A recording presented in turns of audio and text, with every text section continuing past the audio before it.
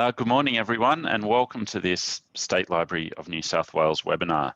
I'd like to begin by acknowledging the traditional owners of country throughout Australia and pay my respects to elders past and present. I'm presenting this today on Gadigal land, and I invite you all to take a moment to reflect on wherever it is you happen to be joining us from. So my name is Michael Adams. I'm a librarian here at the library working in the Public Library Services team. And prior to this, I've also worked in the family history team here at the library. And before that, I had a lot of experience working in public libraries in local studies. So this session is one that is quite close to my heart.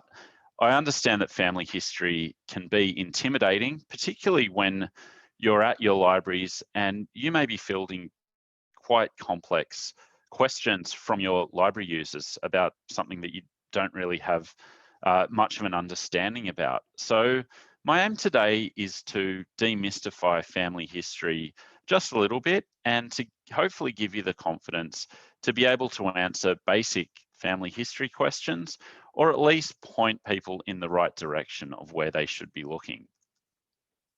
Just a bit of housekeeping about today. We've got a lot to get through, so we probably won't have time to answer questions. So what I'd invite you to do is to actually submit your questions via Zoom's chat feature, and I will compile those questions and make my answers and send the answers out to all registered participants. So let's get going with this then. This is an introductory course today. We're just going to be covering the basics, but what I want to do today is just to go through some of the elements of family history research that I consider to be quite fundamental. And this is fundamental both in terms of people doing their own family history research and fundamental for you all as library staff in facilitating others to be able to do their research.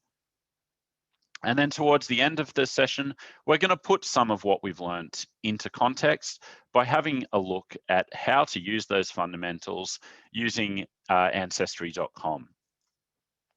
So the first fundamental I want to talk about is to have a strategy. This is really important for a number of reasons. Family history done right is methodical. It's a process and it can't be done in the course of an afternoon. So having a strategy is a really important consideration.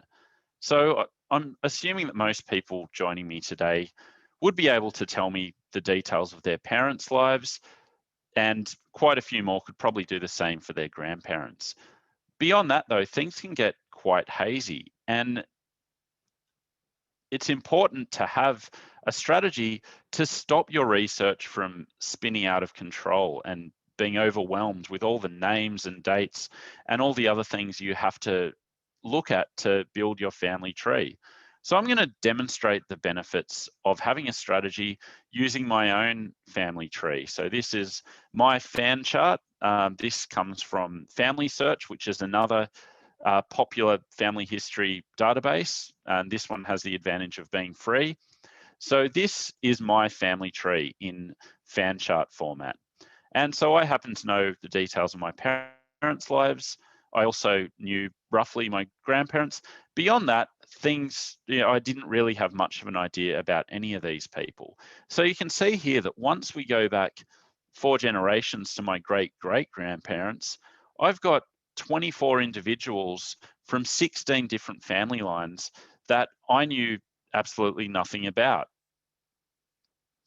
So being methodical about trying to fill in these gaps is really important. So if I made a mistake here in my great-grandparents' generation and tried to complete my family tree going all the way back, well, that is still going to be a mistake way back here in the 8th generation. So people embarking on family history really have to think about how to attack their family tree. So there are 2 categories of strategy that I think most research journeys can be broadly broken into. I've called them broad and shallow and deep and narrow. What you're seeing here is an example of a broad and shallow approach, where what I've done is to go through each generation in succession to get all these details in my great-grandparents, and then get the lifespans of all the great-grandparents, great-great-grandparents, and so on. So I haven't really gone into too much detail into everything that happened in these people's lives. I've just tried to do my best to establish links from one generation to the past, put their lifespans in, and to work methodically backwards through the generations. You may choose to go a different route and go down the deep and narrow approach. So you can see this here as my family tree has been more fleshed out and the generations go back.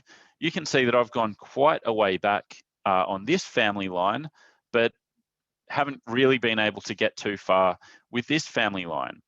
As different lines of your family may be more interesting to you than others, you may also find some information really readily available for some family members and other ones a bit trickier. If you have a convict ancestor, for example, there is a lot more information in general that you can find about that individual than you can for most free settlers of the period.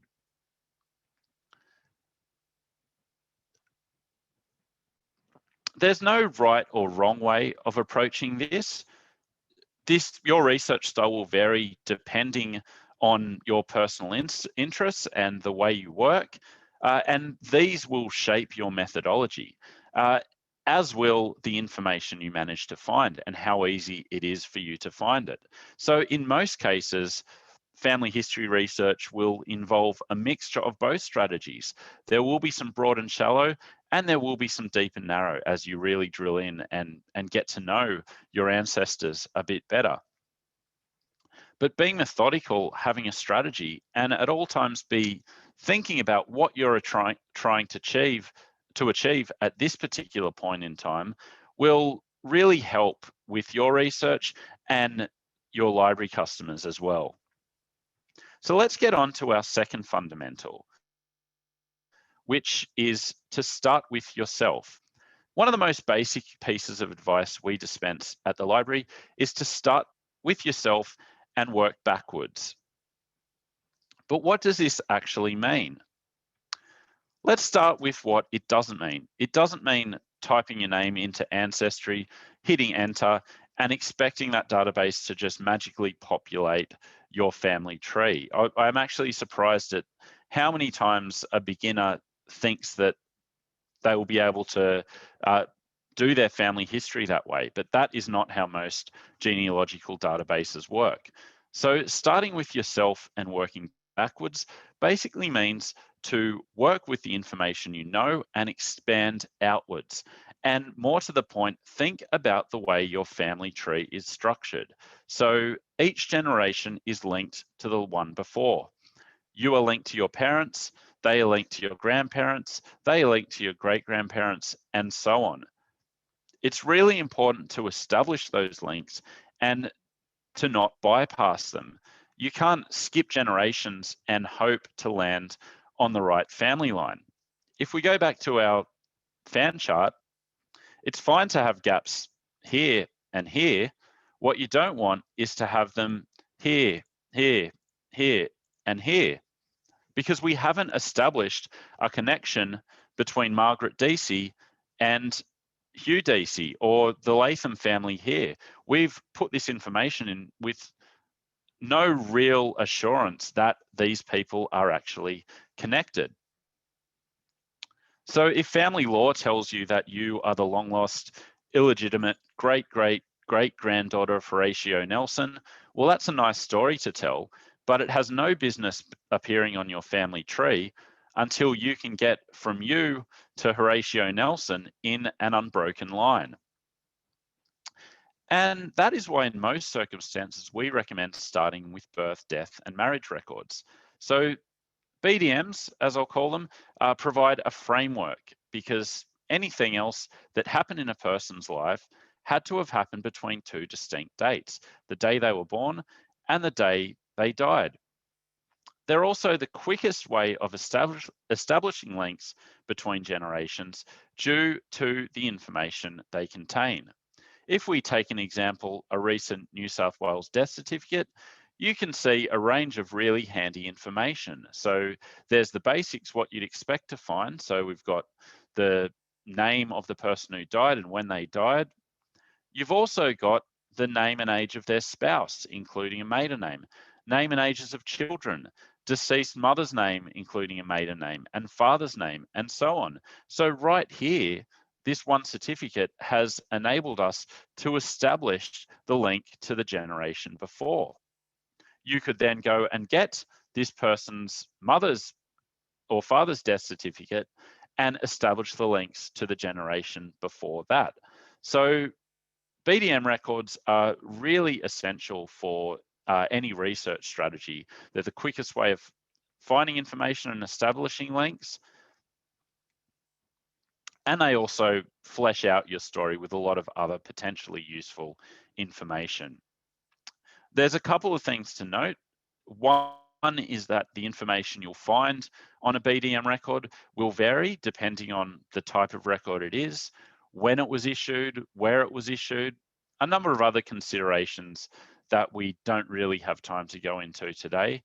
The second thing to keep in mind is that the information you can find online through a BDM registry or a website such as Ancestry is generally index only. You'll get a name and a date and maybe like a couple of other bits of information.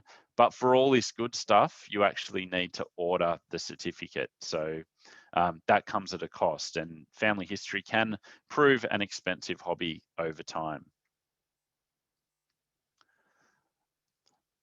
But the next fundamental I want to talk about involves knowing and understanding the resource that you're looking at. This is particularly relevant to you as library staff, as in most cases, you're facilitating the research, you're not necessarily doing it.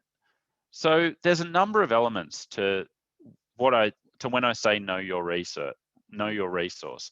So let's dive in. Part of this involves the search parameters. It's understanding what information is included in the resource you're looking at and how best to access that information. So this includes knowing when to search.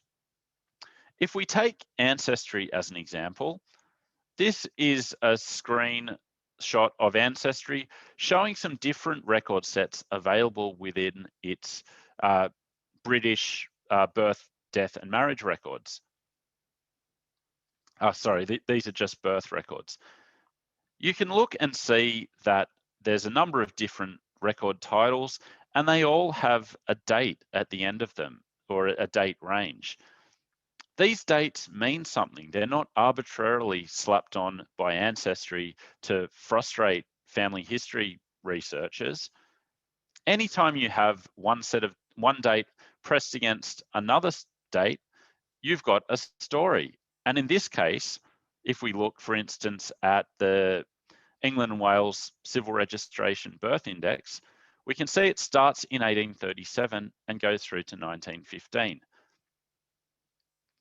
This 1837 means something, and in this case, it is that this is when the civil registration of births, marriages, and deaths began in England and Wales. So if you have a birth from 1815, you are not going to find it in this civil registration birth index because there was no civil registration of births in 1815.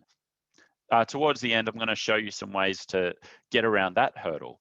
But even if you don't know why a record begins and ends at a certain time, just knowing that there is a start and an end point to the records will help you with your search. And if you look at the title of the record set and see the dates that are included, you can save yourself some valuable time in not looking for a record that Ancestry is telling you right here is not included in this set. The other element is knowing how to search. So partly it is doing what we've just done there in looking for record titles and date sets. And the other element of it is understanding the resource and how it works.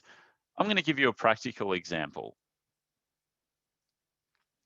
Now, if I was trying to order corn online and tried to do it this way, I wouldn't get very far. The same is true for a database like Ancestry. There is a right and a wrong way of looking for records. This includes the earlier example of just typing your name in and hitting enter and thinking that Ancestry will do the rest of the work. But there's more to it than that. And this is where your skills as library staff, as providers of information, really comes into play. So again, we're going to look at Ancestry. This is the basic search page of Ancestry. So you can go straight here, type in a name in the main search box, hit search and see what you find. But think about what you're doing when you are doing a search like that. So Ancestry contains billions of records.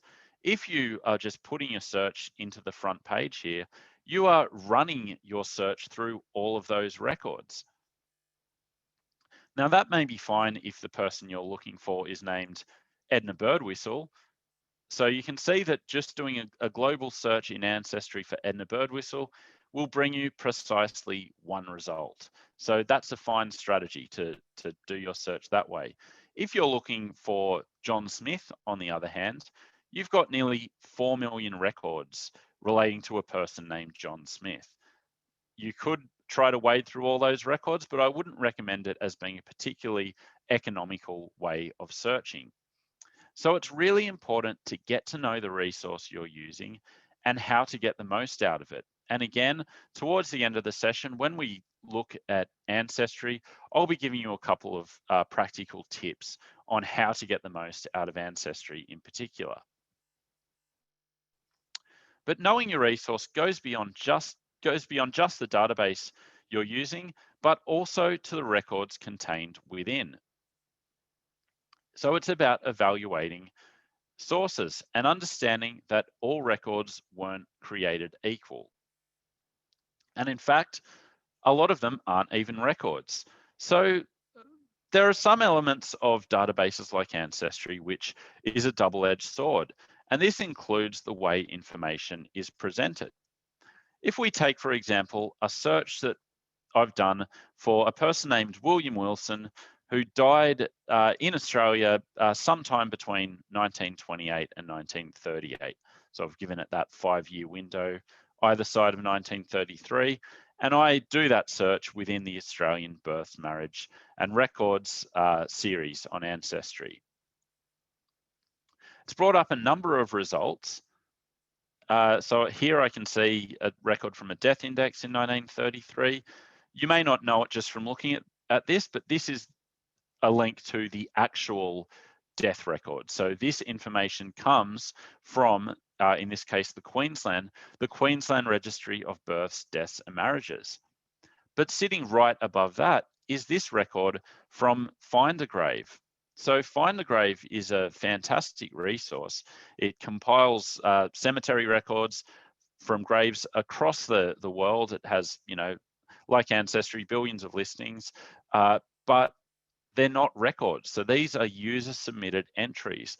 There's no vetting or there's no verification process. Anyone can add information to Find a Grave, and it's a great shortcut, but it's not necessarily a true record. On Ancestry, however, it just sits side by side with this official record. And if you don't understand your resource, understand where the information it is pulling up has come from, then you can potentially run into trouble. So a database like Ancestry should be considered a tool of your research and be examined critically. You should always be looking for where the information has come from and how reliable that source is. This is doubly true for the family trees that you can search through on most major genealogical databases.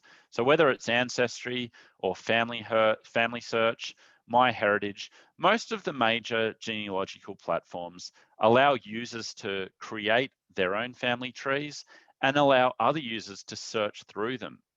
Now, again, these can be a fantastic shortcut and you can get some really good information from these family trees, but they're not records. This is information that users have submitted. There's no quality control on the information included. There's no minimum standard of evidence required to add family information to an online family tree on Ancestry. To give you an example, I'm going to look at the family tree of someone I'm sure most people joining us today are familiar with. So George Harrison, one lucky Ancestry user is somehow related to George Harrison and has included him in their family tree.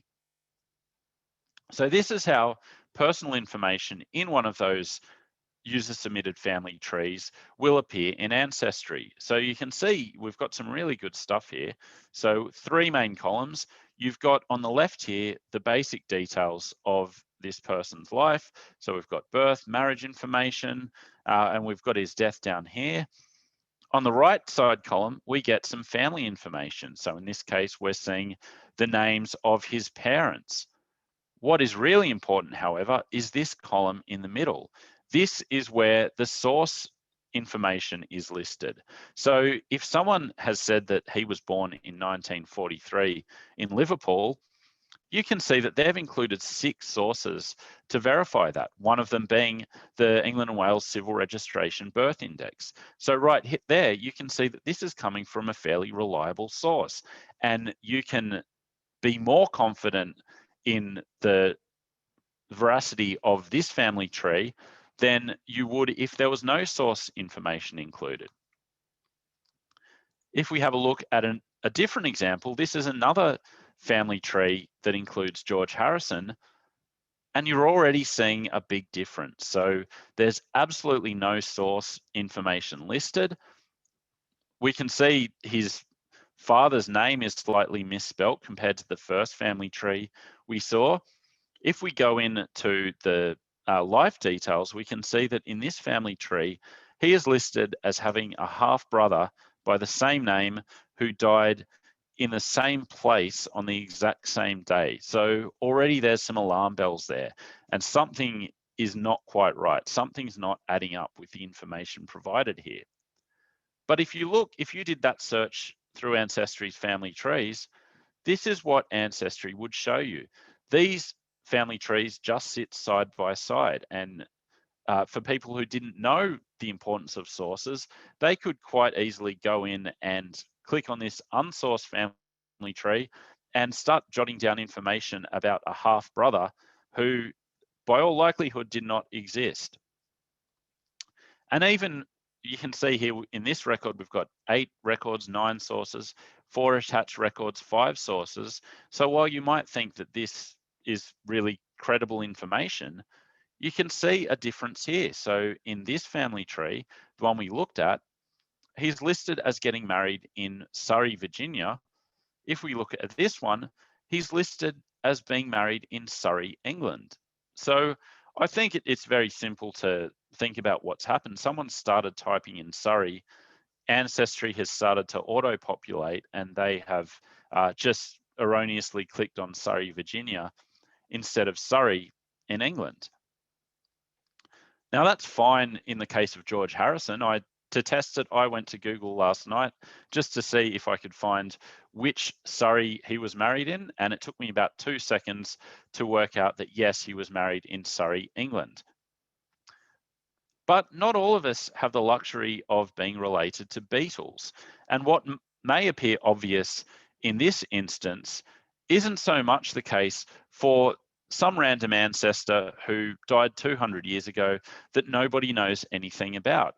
So if you were to just go on the information you found in this family tree, you could find yourself getting way off track with some incorrect information. And it goes back to what I was saying about an incorrect piece of information in the 3rd generation remaining incorrect 8 generations back. The last thing you want to do is spend all this time and effort only to realize that the family line you've been chasing isn't actually related to you. You've made a mistake earlier on in the process. So being methodical in your research is absolutely crucial. And this also relates to the next fundamental, which is to show your work. So this means not only just how you do your research, but also how you compile it. So what do I mean when I say show your work? Firstly, it is in the collecting of records and documenting your sources. So we've already demonstrated the importance of verifying your information with official sources. If you look at this example here, this is a range of information, a range of sources that a person may accrue over the course of their life. It's really important to be backing up all the information you put in your family tree with source information like these official records. And even on the official record, there may from time to time be mistakes. So get 2, 3, even 4 pieces of evidence to verify what you are putting in your family tree. So ideally, nothing should be added to a family tree without the backing of some source information. But I realize that ideally is doing the heavy lifting there. We all have gaps in our family tree, and we have gaps in the lives of our ancestors. So if all you have to go on about the identity of your maternal great grandmother is a story that your grandfather told you 60 years ago, by all means, put it in your family tree, but at least make sure that you've noted that source and you're continually looking for actual documentary evidence of the information you're including. So the other element of that is how you organize your research. This is something more for library users than for library staff, unless you also happen to be doing your family history research at the same time. But it's an important consideration to think about. So if we have a look, this is just a blog post from a website that I found some time ago. You can see here in this case, they've got a filing system with, physical files sorted by surname. You might have a numbering system, individual folders on a computer. Whatever makes sense to you, that's the organizational method you should use. But it's important to actually think about this. Think about how you are putting your research together. Now, we don't have time to get too far into this. That's a webinar on its own. But showing your work, both in the collecting of information and in the organization of it, is a gift to your future self. So remember that family history is often something done over many years. At the library, we often get people getting back into it 20 years after they last did any research. We've all got busy lives. Our dead ancestors aren't going anywhere. But the last thing you want after a break of months, years, or even decades is to jump back in and find piles of unsorted research, names and dates slapped on a family tree with no information about where they got that information in the first place. So organizing your research is an important consideration. Our next fundamental is useful for anybody getting started with their family history research, but it is especially useful for library staff. As I said, in most cases, we are not actually doing the family history research ourselves. We are helping others to do theirs. So managing expectations. This will call on your skills in the art of the reference interview and in setting a clear expectation from the start. So remember that your job is not to complete someone's family history research for them. It is to equip them with the confidence to do it for themselves. And I think one of the side effects of this age of information we're living in, where we can retrieve so much knowledge just with the click of a mouse, is that it brings an expectation that everything can be retrieved in this way. But in family history, research, that is very rarely the case. So one of the most important things you can do in facilitating family history at your library is to make it explicit at the start what your customers should expect. And one of the most important questions that you can ask to this end is, how can I help you today? So often, especially with beginners, when they're coming to get some guidance from you, they can go one of two ways. One is to tell you their name and expect you to do the rest, or go the complete opposite way, dumping folders of information on your desk, telling a long-winded, elaborate family story that may be very interesting to them, but isn't the best use of your time, and it's not the best use of their time. So family history takes time. It can't be completed in an afternoon. So how can I help you today? Today is doing all the work in that sentence. How can we make the best use of your time today? What do you know already? Is there a particular family member you are interested in finding more about? And what exactly do you want to know about this person? These questions will help guide your interaction with the client, and it will also help your client to think about strategy and think about taking a methodical approach to their research. So are they really interested in a convict ancestor? Well, okay, there's a lot of convict records available. We can take them to that record set and go from there. So it is about making sure that their research in this moment is targeted, it's focused, it's specific. And when you inevitably hit a brick wall, you may find yourself hearing another sentence, which is the other aspect of managing expectations that I want to discuss. There's got to be a record. This is a statement we hear quite often. It's usually delivered in a tone of exasperated disbelief. The fact is, though, that there doesn't have to be a record. And in fact, when you think about the history of humanity, it's far more common that there's not a record. In family history, you're working with the perils of history. You've got a couple of things working against you.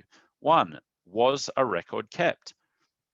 So we take for granted things such as the registration of births, deaths, and marriages, but these are fairly recent concepts, at least in terms of mandatory registration. The second question, has that record survived? So wars, floods, fires, insect infestations, human incompetence, all of these things can have an impact, and a random event that happened 200 years ago could stop us from finding the information that we need today, especially when you think that until recently, most record keeping was paper-based. So there are two key questions. Was a record kept, and has it survived? And if the answer to either of those questions is no, you'll need to look elsewhere. And that leads us to our final fundamental, getting creative. So think of family history research as problem solving. Where do I go when my ancestor was born before civil registration? My ancestor in the 1850s wasn't a landowner. How can I find out where he lived? Why can't I find my great-grandmother's name on this passenger list? With questions like these, you may need to go beyond the obvious places and look elsewhere. And so I'm just going to give you a couple of examples. I talked about the registration of births, deaths, and marriages being a fairly recent concept. So 1837 for England, in Australia, or New South Wales at least, 1856 is where civil registration began. So what to do if you're looking for a person being born, marrying, or dying before then? Well, records for births, deaths, and marriages have been kept for centuries, but prior to civil registration, it is generally church parish registers where you will look. So these aren't actually recording births and deaths, they're recording baptisms and burials. So Prior to 1856, if you think about Australia, the period 1788 to 1856, you can actually find birth, death, and marriage records through parish registers. Now, these have been compiled, the ones that exist have been compiled and added to each state's registry. So if you search on the New South Wales Registry of Births, Deaths and Marriages, you will find pre-1856 records, but they're not actually, it's not a birth certificate, it's a record in a parish register. More of these are actually appearing online. So this is a New South Wales parish register that's available on Ancestry. So we can see this is St Clement's in Marrickville.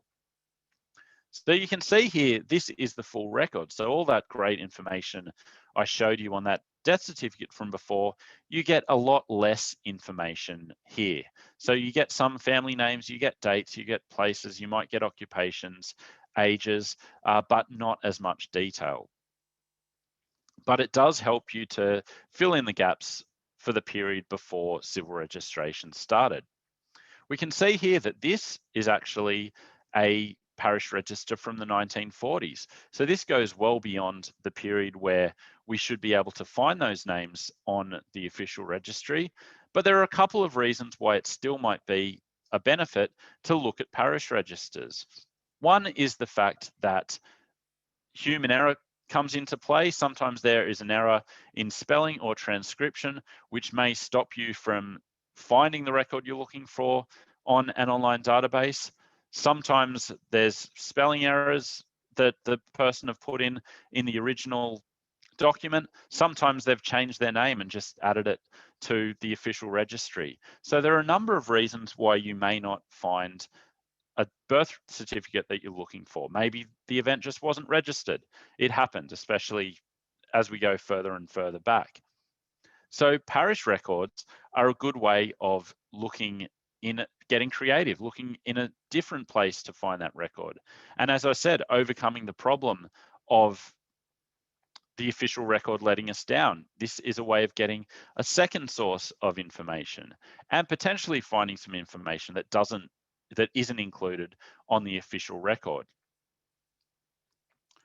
If we look at an example of death notices, so the Ryerson Index is a free website that basically provides an index of death and funeral notices from newspapers across Australia.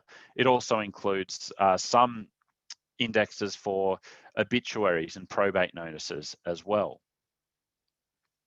But these can really come in handy. So for one thing, death notices in newspapers in the Ryerson Index start with the Sydney Gazette in 1803 and go all the way through to this week's Sydney Morning Herald. That's really important because the other thing that we need to say about the official register of births, deaths and marriages is there are different cutoff points for when you can find the information. So due to privacy laws, births within 100 years will not appear on the online register that you can search. Marriages within 50 years won't appear online.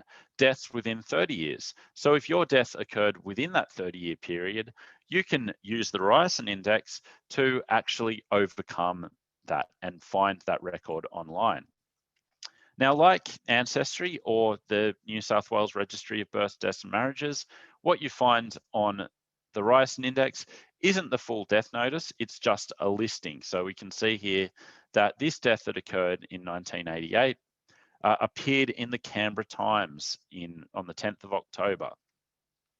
And that leads to the next aspect of getting creative, or the next example I want to mention, which is using Trove. So I don't have to tell library staff about Trove, but one of the good things it has in terms of its digitized newspaper coverage is that you can actually find those death notices in full.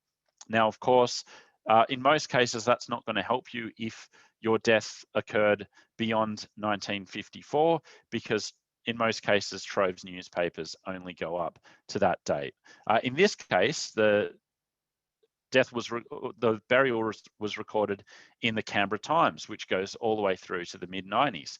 So we've been able to find this death notice in full.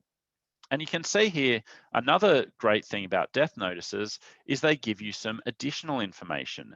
So all these extra family members won't appear on the death certificate, but we get them in the death notices. So we've got a couple here, so even more family names. We've got a funeral notice here that will tell you where this person was buried, another thing that won't appear on the death certificate. So it's about overcoming a lack of a death certificate. It's also about expanding your information using an additional source. So getting creative just means understanding what resources are available and how and when to use them. So now that we've done that, I want to hopefully take even more of the intimidation factor out of what I'm talking about today, which is the most important thing of what we are going to talk about. So I'm going to talk about our State Library of New South Wales research guides. So from our library homepage, I will show you how to get to our research guides with 2 clicks of a mouse. So we've got menu, and under research and collections, we've got research guides. So if we have a look, you can see that there are a number of different research guides in a range of different subjects. So over 40 in all. And if we look at family history, we've got 5 family history research guides. So we've got one on Aboriginal Australians, one on births, deaths and marriages, a couple of convict guides, and one on shipping and passenger records. So I'm just going to open up the birth, death and marriage research guide. What we've done with these research guides is to try to take the creativity out of the equation. So we've got creative for you, so you can come here to try to find what information is available. So it doesn't really tell you how to do the research, it tells you where to look. So if we go into births and baptisms, you can see that the first entry listed is the New South Wales Registry of Births, Deaths and Marriages. It tells you that information about the date ranges and where you can expect, when you can expect to find information. And the next one goes straight to Ancestry. If that lets you down, you can go into more birth and baptism records.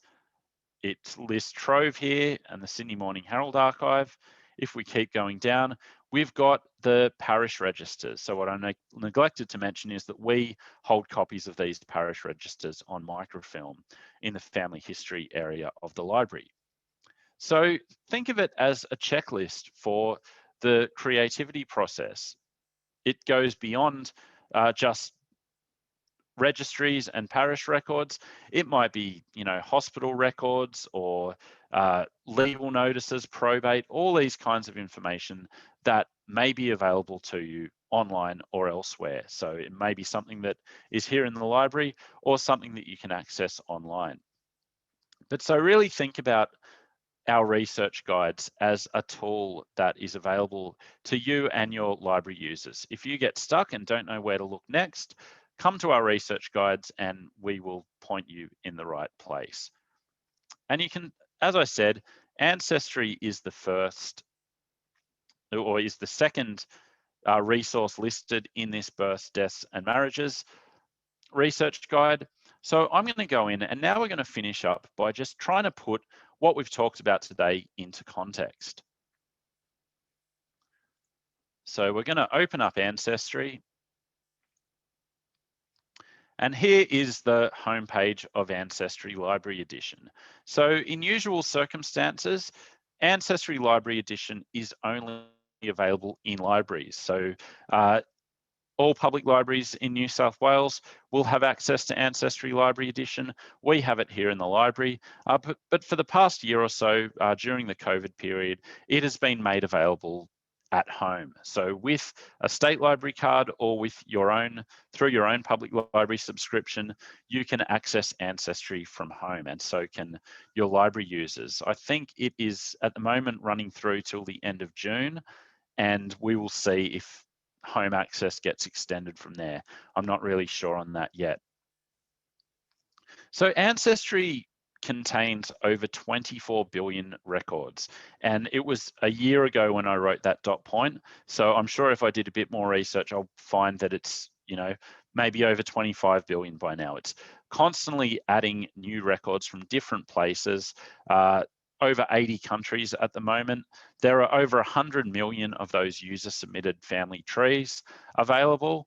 And the big talking point in the last few years of Ancestry is DNA. So Ancestry has a DNA service that at the moment has over 16 million DNA tests. And as I said, that, like with my earlier dot point, that dot point was written a year ago. So we're probably well over 20 by now. It's a rapidly developing field of family history research.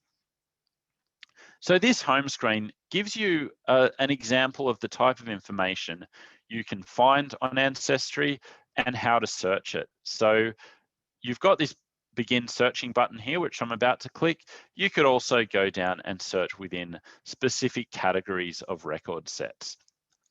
So I'm going to click on begin searching, and that is going to take me through to what we saw before with that basic search page where you can type a name in and run that search through every record that exists on Ancestry. As I said, in most cases, this isn't the best way of searching. So let's get to know this search page. We've got the basic search here. You can add more information here to make the search more targeted and more specific, put some country information in, add family members, etc. You could also go down and search by region. So if you were specifically looking for information relating to someone in New South Wales, you could click there. You could do the same for the rest of Australia and of course the rest of the world. If we have a look up the top here, these are some of the most popular or more universal categories that Ancestry has classified its records into. So census and voter list, birth, marriage and death, etc. And on the side here, you get some special collections which give you a little shortcut. So if you're only looking for Australian birth, death and marriage records, clicking here will filter out records from the rest of the world. So it's a good way of narrowing your search right from this homepage. Right down the bottom here, a very popular topic of family history research in Australia is convict research. So we've got the Australian convict collection here, where Ancestry has compiled all the records it has on convicts into one place. So rather than searching within specific record sets, you can go in and type a name and search for all convict records. And how you choose to use Ancestry, again, will depend on your particular research strategy and how your brain works. My brain tends to work in a regional sense. I try to drill down and make my research questions targeted. So I'm going to go in and click on New South Wales to limit my search to New South Wales records. So this little pop-out it's just a little shortcut bringing up some of the more popular or useful record sets from New South Wales. What I'm going to do though is click on this See More About New South Wales.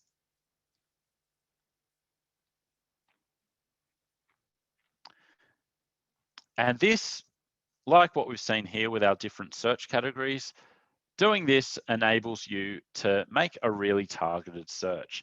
So if I am looking for BDM records, I'm going to come to this section, but they're not necessarily going to tell me where a person was living.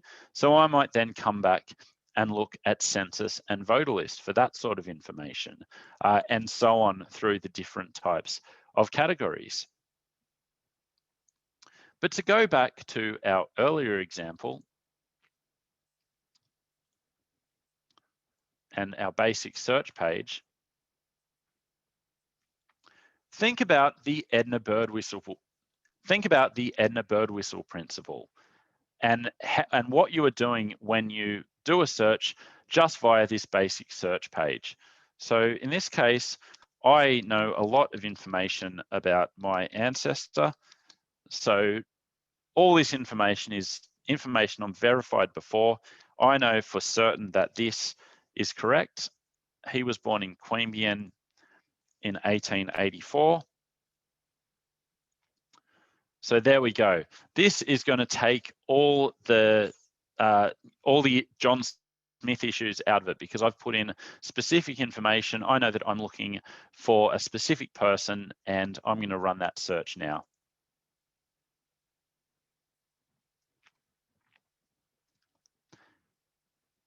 And that has brought up 0 records. Now, why is this when all the information I put in, I know for a fact to be true? I've seen his birth certificate. It says he was born in Queanbeyan in 1884. His middle name is Ambrose. But Ancestry is returning no records at all. What it does have is a link to this family tree section. So I'm just going to click on this link.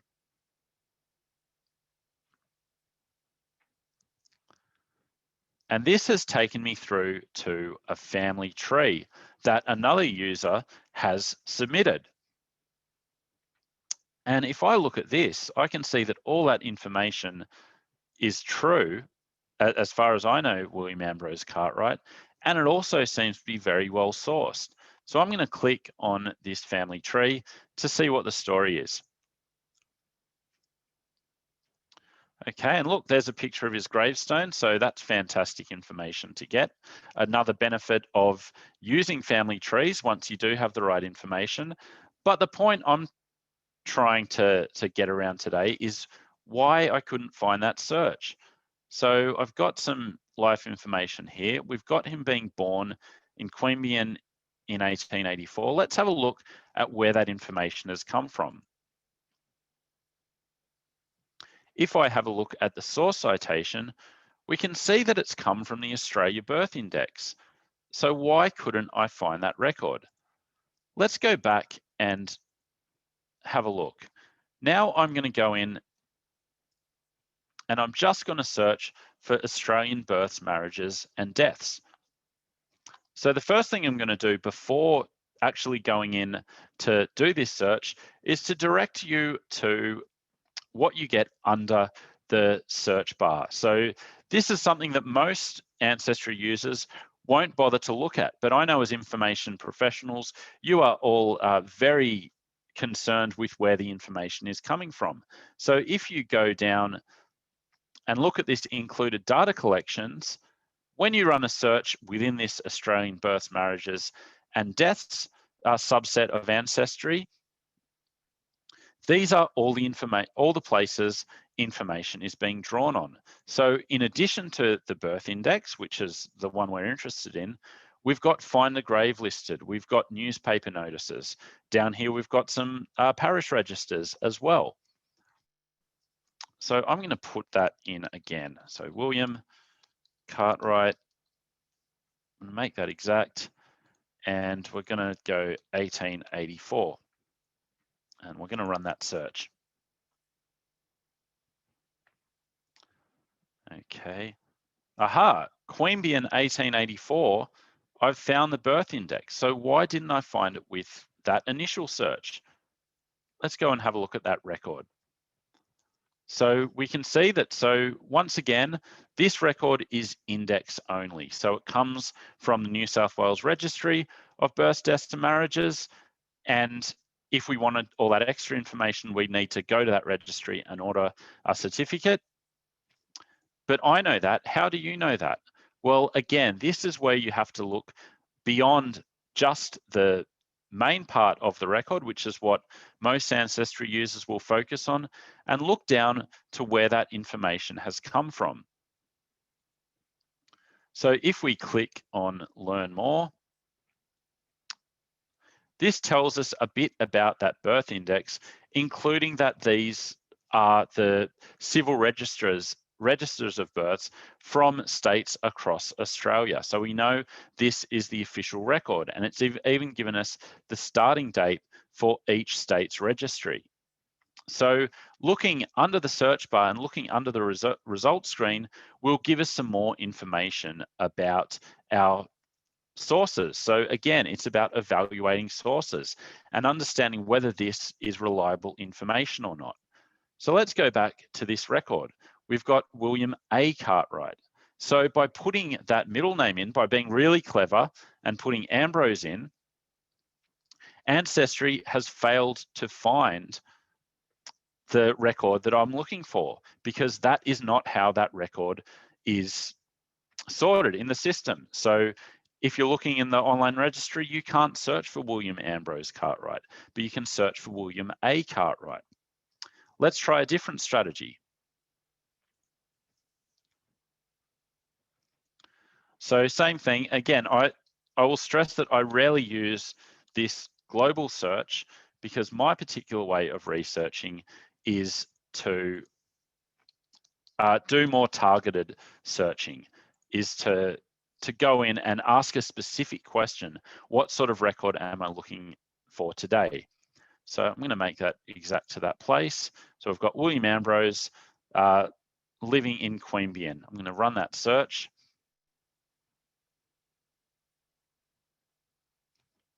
Okay, that didn't work. I must have done something different when I, oh, sorry, I realized what I did. Okay, so sorry, it should have been Cartwright, not Ambrose. So let's change that again. So William Cartwright living in Queanbeyan. Okay, so now I'm getting even more records. So I'm getting some, BDM records. I'm also getting all this other information.